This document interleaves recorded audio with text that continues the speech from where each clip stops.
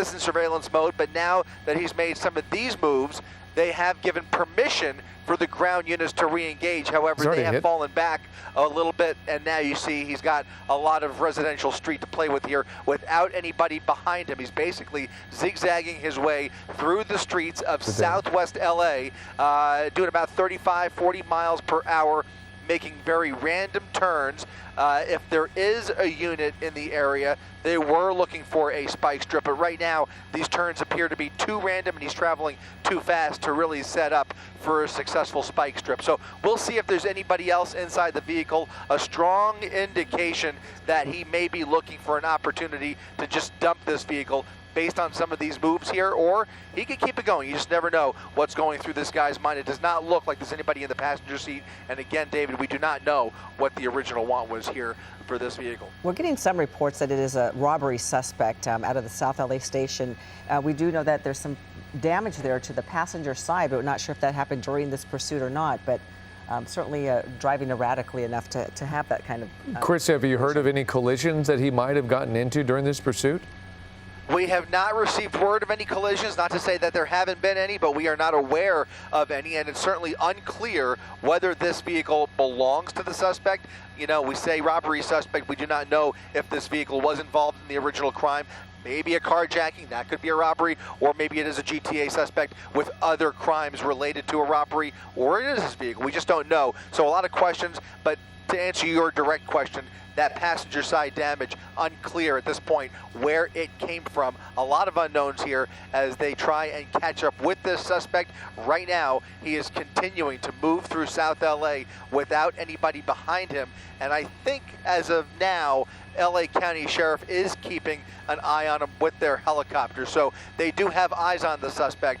It'll be interesting to see if they keep this in surveillance mode or do decide to re-engage, considering where he is here. Again, we're traveling westbound on 58th Place, coming up just past Buckler, continuing west here through, I want to say this is like the Baldwin Hills area, or just south of Baldwin Hills.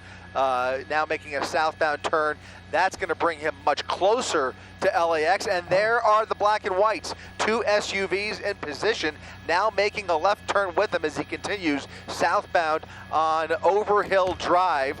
Again, a street that's going to take him right into LAX's approach path, which would basically force them to call off that helicopter, and it'll come down to those ground units who are following right behind. We saw two of them.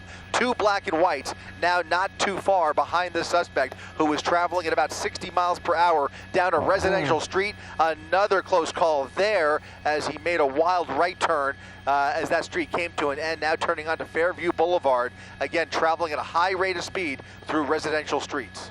Always a dangerous situation when they go through these residential streets, especially this time of night.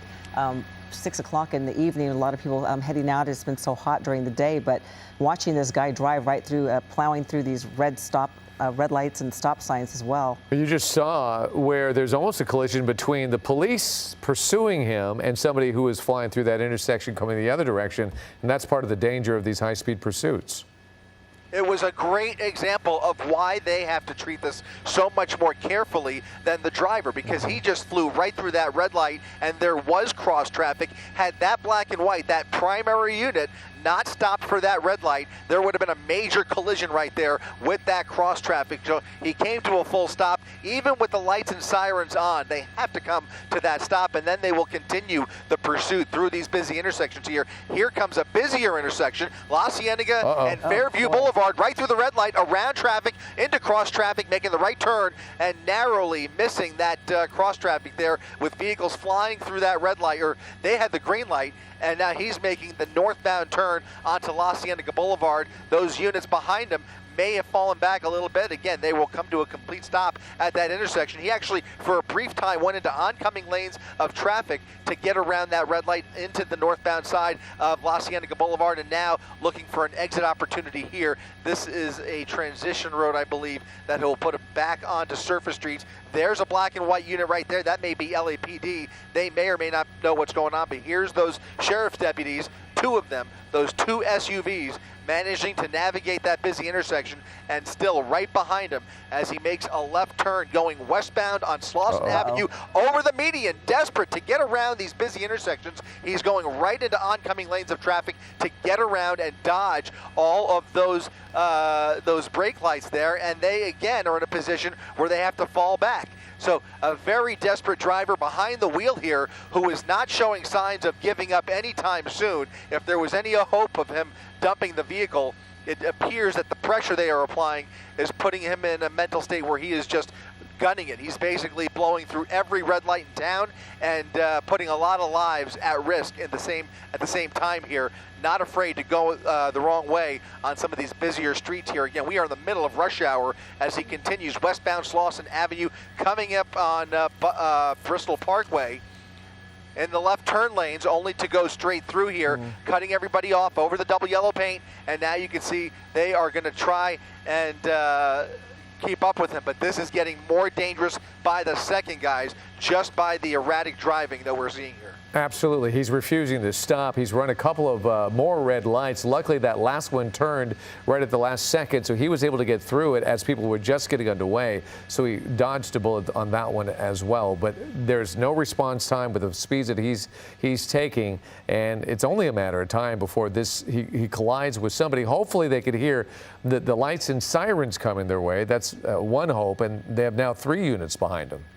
I mean, he was barely even braking at those red lights, and now he's made a right turn. He had the green light there, made a right turn northbound Sepulveda Boulevard. 3 LA County Sheriff's deputies now right behind him, and you saw in that shot just a moment ago the helicopter right above him. And as he travels northbound on Sepulveda Boulevard, it'll be much easier for that airship right there to stay right overhead. They will have a very clear view of this vehicle and even inside the vehicle as he continues northbound Sepulveda Boulevard. In fact, it would not be surprising to me if they pull back on the ground. It's getting so dangerous, it would not be surprising at all if the watch commander says, listen, let's put this back in surveillance mode, and we might see those 2 units right there fall back considerably as long as that helicopter has eyes on that suspect. That's a judgment call they will have to make. They've already made it once, and they have put this into surveillance mode at least once or twice already. And just based on the dramatic increased danger of the driving that we're seeing here would not surprise me at all. Right now, still in pursuit mode, those units right behind him keeping a very close distance, at least as close as they can, as he continues northbound Sepulveda Boulevard. This driver sure seems agitated enough for them to go put it into surveillance mode. We see his windshield wipers on too. It looked like through that shot that perhaps he's just one sole passenger in that car, hopefully for the sake of just safety. You hate to see this. Yeah, we've been able to confirm that there's nobody in the passenger seat. It's just unclear because those windows are so heavily tinted, impossible to see in the back seat there. That is something that they probably are able to see with the infrared on that helicopter, but in any event, we just don't know. But the passenger seat does appear to be empty now, making a right turn. He is now eastbound on Culver Boulevard, another busy intersection there, barely slowing down as he passes through Combs Avenue, heading westbound Culver Boulevard at a high rate of speed. LA County Sheriff's deputies in hot pursuit here as they continue this chase into Culver City. And as he gets further towards the east here, it's going to get much busier towards the heart of Culver City. Culver City PD obviously monitoring this pursuit as well. They will not get involved in all likelihood unless they are requested to do so. But right now, it is in the hands of those deputies now head-to-head with some of this oncoming traffic on Culver Boulevard over the median and back into the correct lanes, getting closer and closer to downtown Culver City, making a right turn on LaSalle Avenue back into a residential street. This may be the end because there are not going to be a lot of exit opportunities out of this neighborhood. He's going to have to slow down quite a bit here. Hopefully, one can only hope that he slows down. He's doing 55 miles per hour down this very residential street, hitting the dip really hard there, and he is not long for this chase. If this continues at these high rates of speeds, somebody is going to get hurt. And at this point, you're pretty close to airspace now, aren't you? No. I'm sorry? Are you getting closer to LAX airspace? We've moved away. We're a little further north. Okay. We're north of the Slauson boundary, and now we're well into Culver City proper, where they have good eyes on him with that sheriff's deputies, that sheriff helicopter, I should say. And if that doesn't work, and if there's a fuel situation with that helicopter, they will call for LAPD to continue this aerial following. But right now, LA County sheriffs are the primary agency. That helicopter is right overhead, and as far as I could tell, those deputies are not far behind him. It looks like he's slowing down, trying to squeeze through. He didn't have enough room there, trying to squeeze through a stop sign, and now he's continuing to pick up speed here on Farragut Drive at Duquesne Avenue, making a turn into oncoming lanes of traffic, trying to squeeze through, threading the needle on Duquesne, and trying to get around all of that residential traffic, but he's in oncoming lanes of traffic on the bike path now, trying to get back on the correct side. These are no more than 1 or 2 lane residential streets, back around this traffic here, doing whatever he can to get away from those pursuing officers. If they haven't already, they are almost imminently going to put this back into surveillance mode. I can't confirm whether that has happened yet, but this is about to take a step back. At least those ground units are about to take a step back as the that helicopter is following close behind here. They just don't typically take that risk, at least the sheriff's department, in most situations like this. But we'll see if those units catch up to him. Yeah, he was clocking up to 80 miles an hour on Culver. Those smaller streets going 60 miles an hour. There's no reaction time when you're moving that quickly. Oh no! Look at this. He is gunning it, going the wrong direction on Jefferson Boulevard. Look at all of the traffic there is here. He is having to navigate traffic going in both directions, zigzagging across the median here, just trying to get around anybody in his way. And now I expect that we may see some additional mutual aid join forces here. But look at that. Those 3 primary units are right behind him still. LA County Sheriff's Department not giving up on this guy. This is a dangerous driver behind the wheel of this vehicle, and despite whatever crimes have been committed, they may have been willing to put this into surveillance mode earlier, but it certainly appears that they are not letting up at this point. They are putting a lot of pressure on him, and that is partially the reason why I think we're seeing some of this more agitated driving. Again, you pointed out, Ellen, he's got the windshield wipers on for whatever reason. Unclear what that's about, but you know, these guys sometimes do crazy things for no reason at all, depending on their mental state and depending on what's going on inside that vehicle. But again, he's just zigzagging through a very residential street here once again in a back alley. This is Parham Drive near Wright Crest Drive in Blair Hills. These are all very residential streets with cul-de-sacs and dead ends left and right. That's why I say I just didn't think he was going to have an opportunity to get out of that maze in Culver City. We're now a little bit further south, not too far south, just south of Culver City. We might even be in the city limits, but he's continuing further south here now on Louis Avenue, turning onto Stoneview now, Stoneview Drive, as you can see on Sky Map right here. 1, 2, 3 SUVs. Those Sheriff's Explorers, or Interceptors, I should say. They are Ford Explorers, highly modified Ford Explorers that are trying to catch up with the suspect. Yeah, this the speeds are really fast. There's some tight turns, but there wasn't a lot of traffic in that area. I wonder, because they were really approaching the backside of him, if they would try to pit maneuver, maybe right here. This might be. He might be stuck. Maybe. No. Oh man, he's had a lot of opportunities to just give this up already. You know, he's had his time in the sun here, but I just tell you, he is really showing signs of desperation. You don't get the impression he's going to go very peacefully. Now it's a dead end, and now we'll see if he gives up. He's backing up. Deputies with their guns drawn, the vehicle coming to a stop. This is precarious, guys. He's come to a dead end here with deputies with their guns out, pointed squarely at that driver's seat. But the behavior that we've seen here in the last few minutes just doesn't give you a lot of confidence that he's going to surrender. Let's hope that he does. Let's just hope that he thinks twice about pulling anything wise and just opens up that driver's side door. Right. A similar incident reminds me of the pursuit we covered last week when there was it ended with that shooting where the guy refused to take his foot off the accelerator, refused to give up, even though one hand was out the window. That's still a controversial end of a pursuit. Here we have the door open for something similar to happen here, depending on what he decides to do. The fact that the door is still closed is not encouraging, but you're right, David. This is the most dramatic and heart-pounding point of any pursuit. The most dangerous part of a chase is when it comes to a stop, especially when the suspect feels trapped. And in a dead end like this, he's got nowhere to go. And he starts to analyze his escape routes. What are his possible options here? There are now at his disposal. He's communicating. He's agitated, rolling down the window, yelling at those deputies and not opening the door. Very animated, trying to yell at those deputies. It is not encouraging. He needs to calm down, and let's just hope that he takes a minute to relax, takes a deep breath, because right now, David, you're so right. This is looking a lot like that pursuit that came to an end exactly a week ago. Yeah, that was really a tragic ending to that pursuit that's still being questioned. And today, right now, we're seeing that person who was in that driver's seat, which you could see how tinted those windows are, because now you can't see anything that's going on inside that vehicle because of that tint. But that person, for whatever reason, is extremely agitated. I don't know what you could be saying to law enforcement officers at this point when they have you dead to rights, you need to give up, you have nowhere to go. How do you negotiate your way out of that? This is where, when it comes to somebody's mental state, whether they're on something, all of that comes into play, and that consideration on how to handle a suspect like this when you have them at a complete standstill, and yet they will not give up.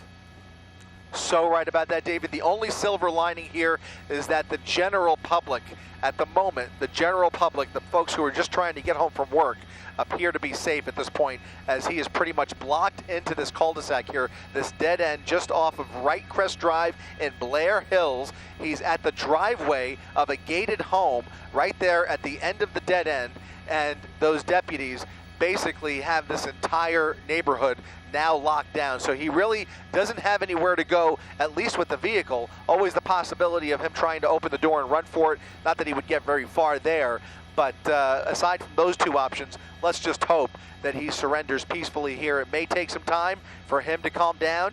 They may call for additional units. They're going to set up spike strips just to ensure that he has nowhere else to go without immobilizing the vehicle.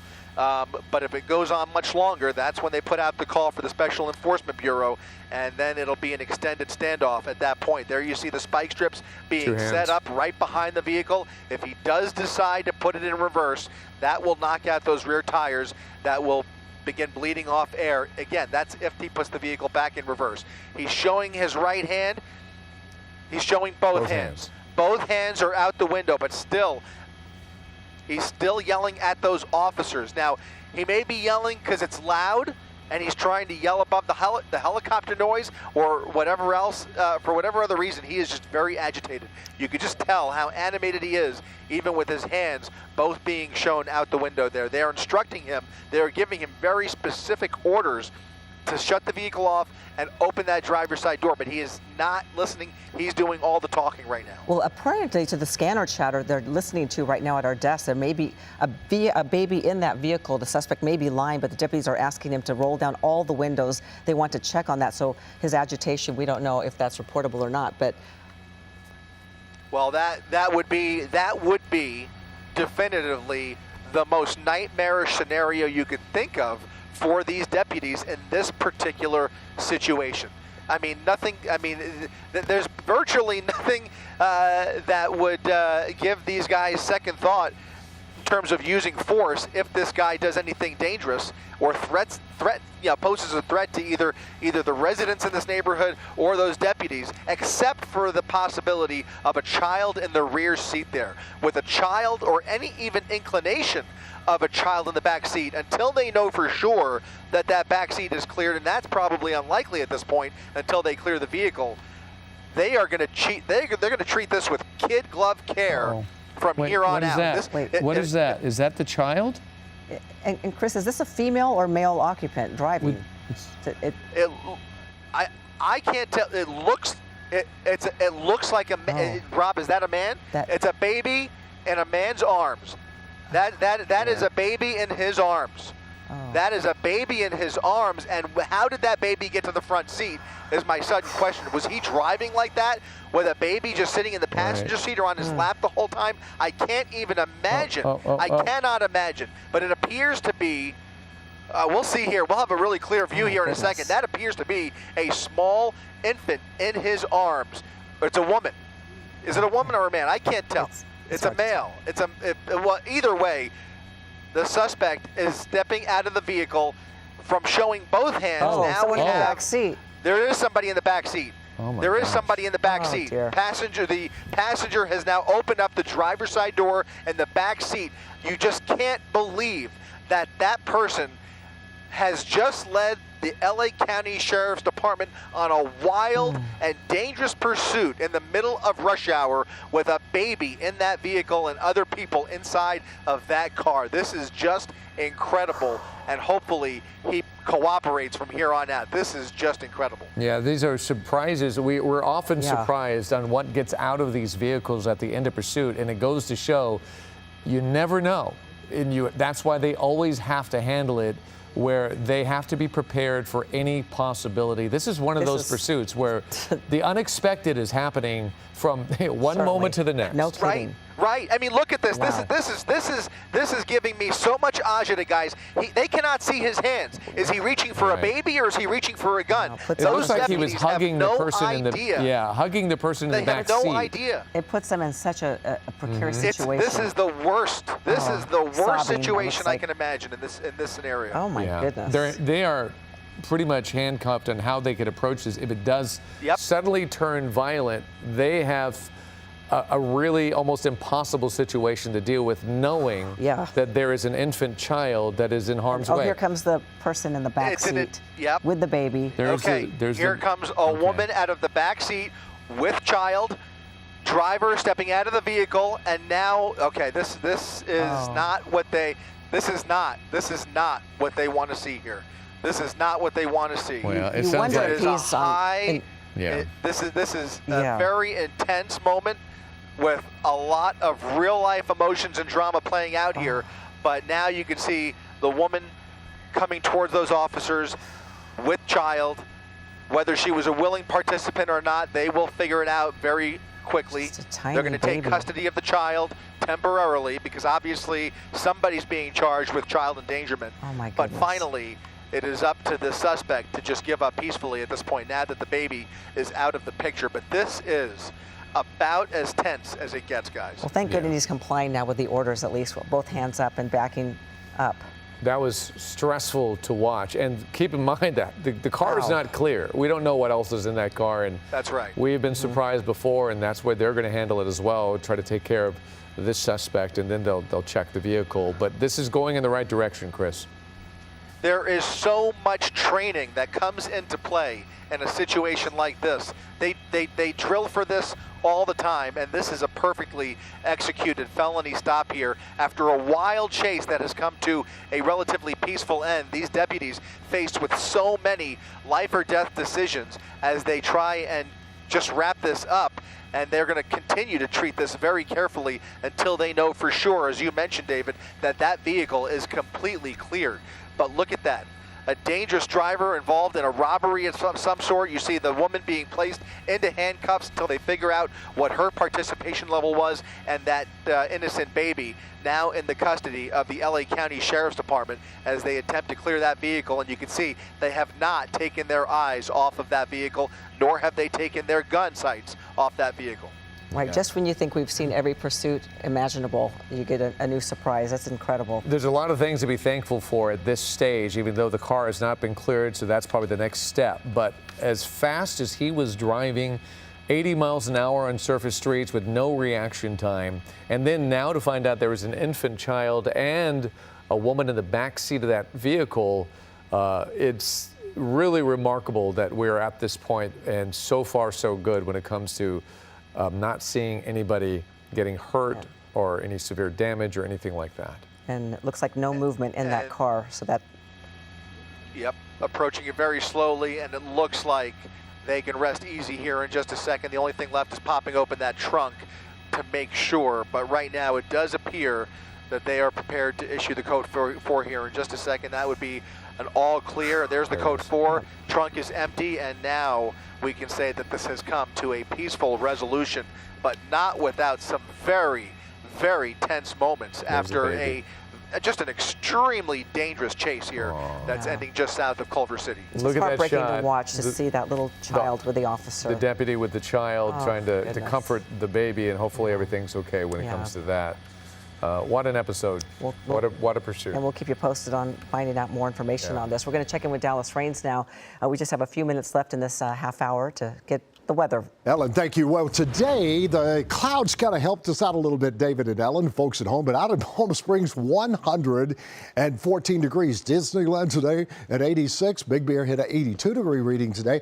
Not much in the form of any rain or any thunderstorms, but that big high is building. So over the next 2 or 3 days, especially over the weekend, I'm going to put that